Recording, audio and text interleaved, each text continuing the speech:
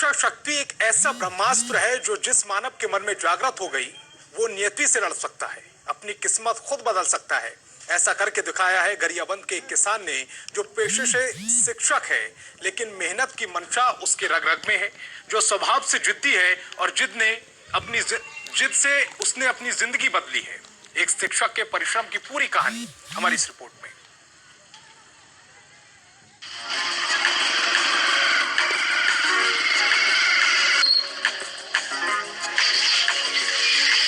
Generation gap हो जाता तो ये छाया में होने वाली फसल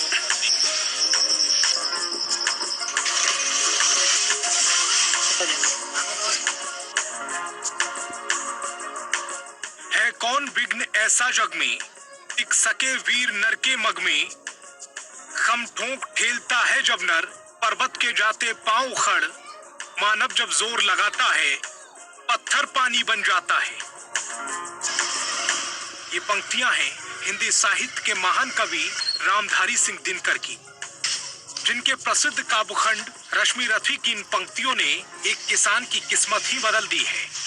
मानव जब जोर लगाता है तो पत्थर भी पानी बन जाता है, लेकिन मन में दृढ़ निश्चय होना चाहिए और ललक होनी चाहिए और एक उद्देश्य होना चाहिए। ऐसा ही कर दिखाया है गरियाबंद जिले के किसान अवनीश पात्र ने। कभी यह जमीन बंजर हुआ करती थी, लेकिन मन में एक दृढ़ निश्चय एवं एक काम करने की ललक ने उसे ऐसा कर दिया कि वो इस बंजर जमीन को उपजाऊ बना दिया। आखिर उसके पीछे वजह क्या थी और कैसे उसने बंजर जमीन को उपजाऊ बनाया, कितनी तकलीफें झेलनी पड़ी होगी और किस तरीके से उन्होंने इस बंजर जमीन को उपजाऊ बनाने के पीछे क्या उनका उद्देश्य रहा है। इनसे मिलिए, ये है अवनीश पात्र, जो पेशे से अध्यापक हैं, लेकिन चर्चाओं में है उनका जज्बा, हौसला, पत्थर को पानी करने की जिद, उसके लिए मेहनत करने का दृढ़ संकल्प, उनकी बागवानी, ये खेती, ये हरा भरा बगीचा, ये लहलहाती फसल अवनीश की मेहनत का परिणाम है, उनकी जिद का नतीजा है, जिसे उन्होंने अपने पसीने से सींचा है।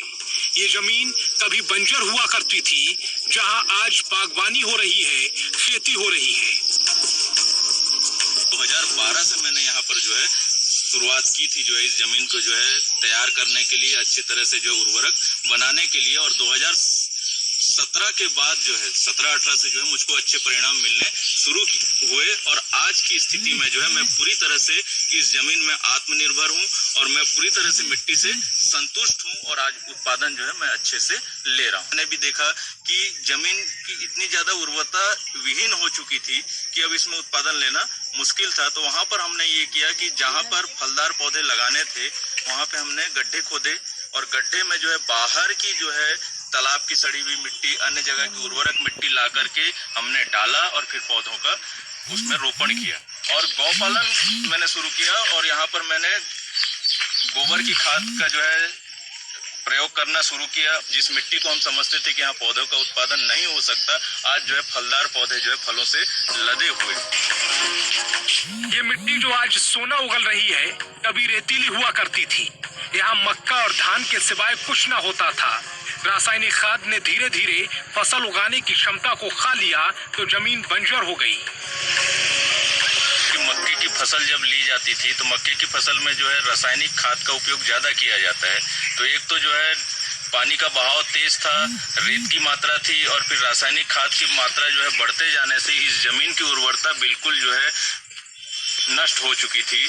और जब मैंने इस जमीन पे कार्य करना चालू किया तो मैंने भी मक्के की फसल पहले ली जमीन में, तो देखा मैंने कि मक्के की फसल में धीरे धीरे उर्वरक की मात्रा जो है बढ़ते जा रही है। तो मेरे मन में एक बात आई कि एक समय ऐसा आएगा कि जब मिट्टी पूरी तरह से नष्ट हो जाएगी, तब हमारा झुकाव गया कि किसी भी तरह से जो है मिट्टी को बचाया जाए।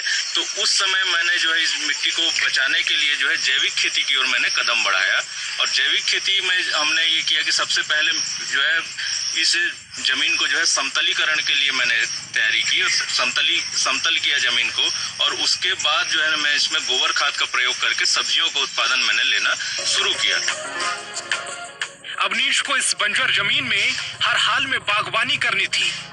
फसल उगानी थी और इसके लिए उपजाऊ जमीन बेहद जरूरी थी।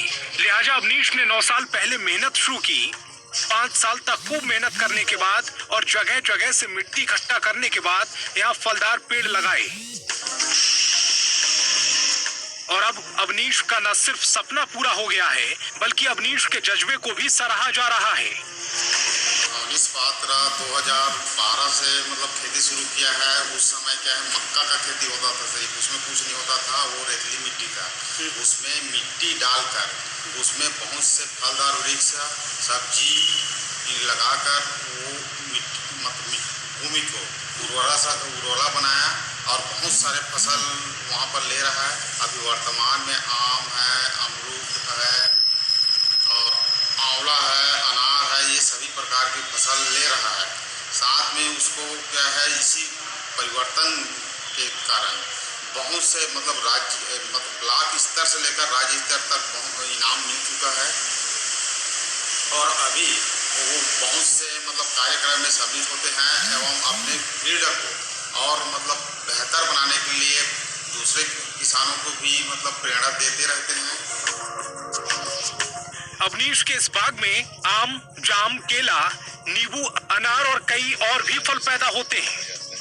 इसके अलावा पेड़ों के नीचे खाली पड़ी जमीन में अदरक, हल्दी, लहसुन और जीवकन की फसल उगाई जा रही है, जिससे अवनीश को मोटा मुनाफा हो रहा है।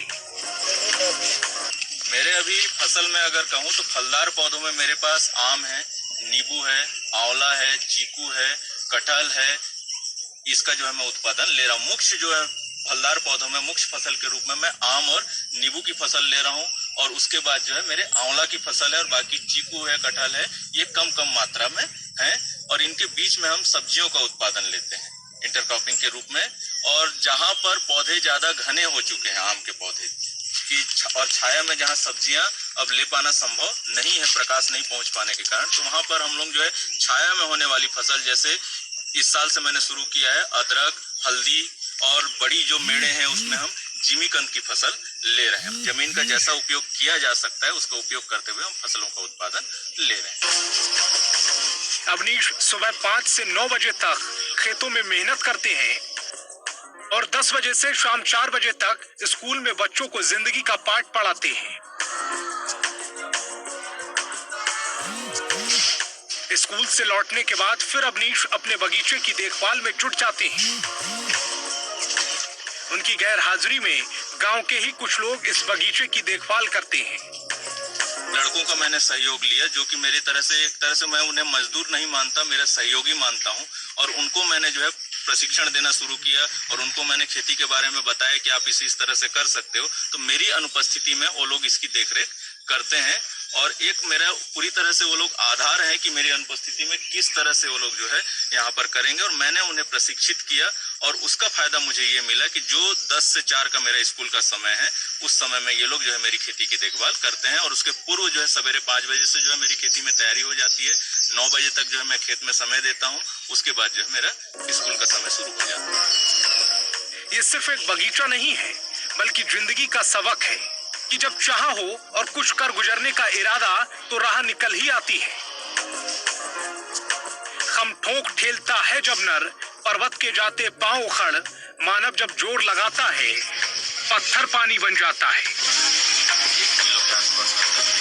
गरियाबंद से मनमोहन नेताम के साथ संतोष गंगवार, जनतंत्र टीवी के लिए।